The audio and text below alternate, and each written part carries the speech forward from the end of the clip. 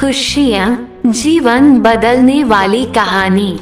एक शादीशुदा जोड़ा था। शादी होने के कुछ सालों तक तो सब ठीक चल रहा था। वे बहुत खुश थे, लेकिन जैसे जैसे समय बीतने लगा, इन पति पत्नी के जीवन से खुशियाँ कम होने लगी और उनकी जगह झगड़े, निराशा और दुख ने ले ली। पति पत्नी एक दूसरे से काफी ज्यादा प्रेम करते थे, इसलिए वे चाहते थे कि उनका जीवन फिर से पहले की तरह खुशियों से भर जाए।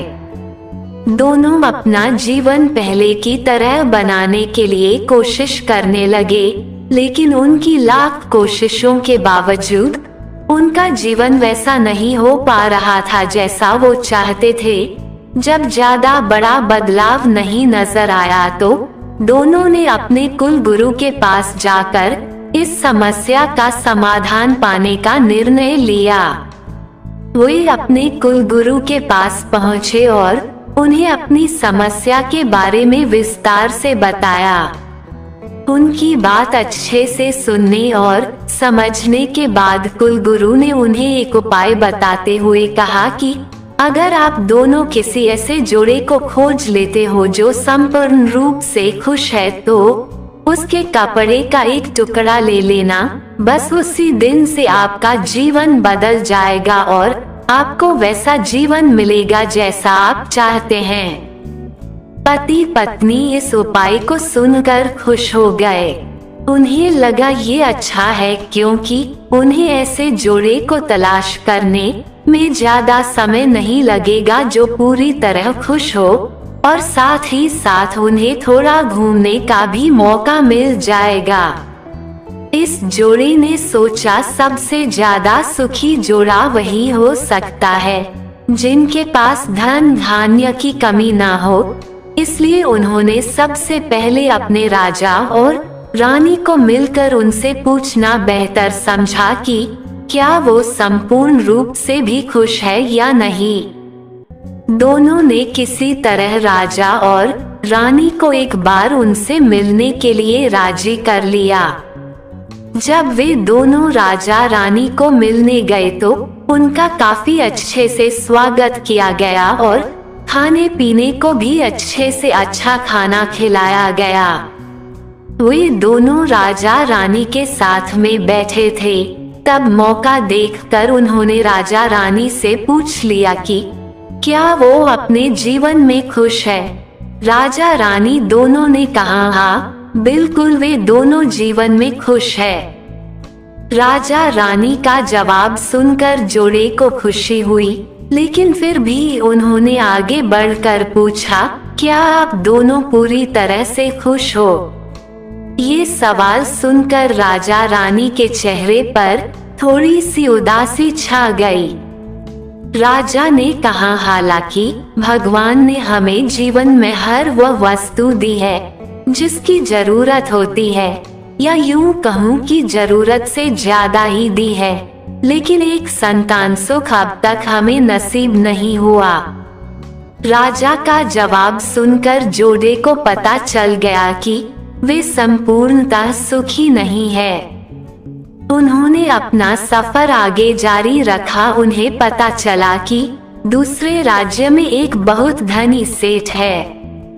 इस सेठ के पास धन दौलत के साथ साथ बाल बच्चे भी थे, इसलिए उन्होंने उनसे जाकर पता करना चाहा कि क्या वह पूर्णतः सुखी है या नहीं।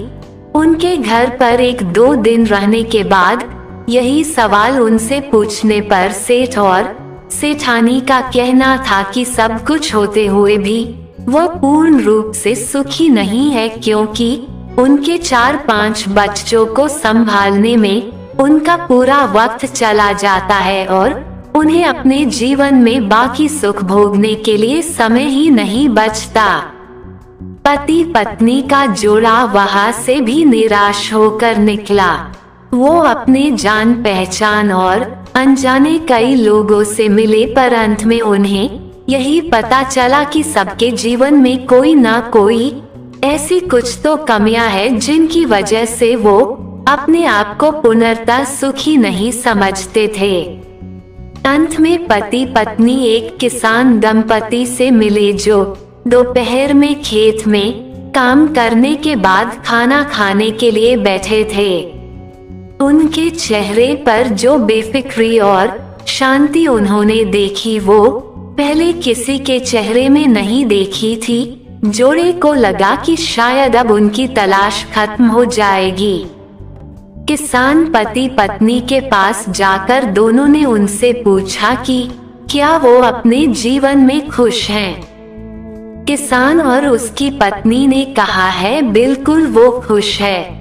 जोड़े ने किसान से अपना अगला सवाल भी किया कि क्या वो जीवन में पूर्णतः खुश है।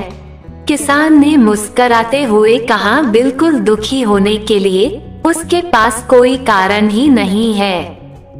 ऐसे ही हर तरह से सुखी दंपति की तलाश कर रहे जोड़े ने जब खुश होकर अपने सफर और कारण के बारे में बताते हुए किसान से उसके कपड़े का एक टुकड़ा मांगा, तब किसान चिंतित होकर बोला कि अगर उसके पास एक से ज्यादा कपड़े होते तो वो जरूर उन्हें अपना कपड़ा फाड़ कर दे देता।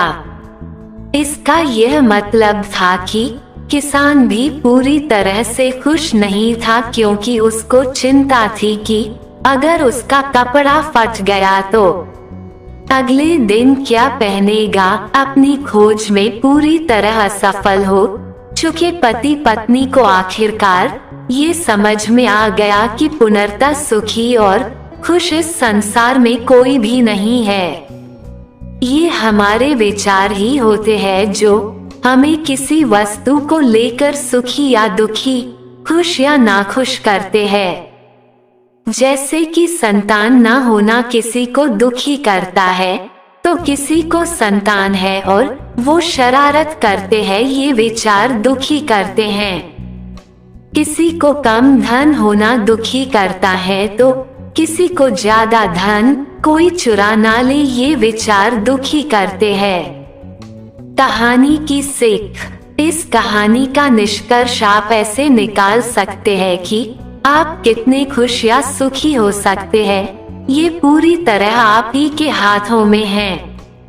आप जितना चीजों के या सिचुएशंस के प्रति सकारात्मक विचार रखते हैं, आप अपने आप को उतना ही सुखी और खुश होने में मदद करते हैं। दोस्तों, वीडियो को लाइक और चैनल को सब्सक्राइब जरूर करें। धन्यवाद।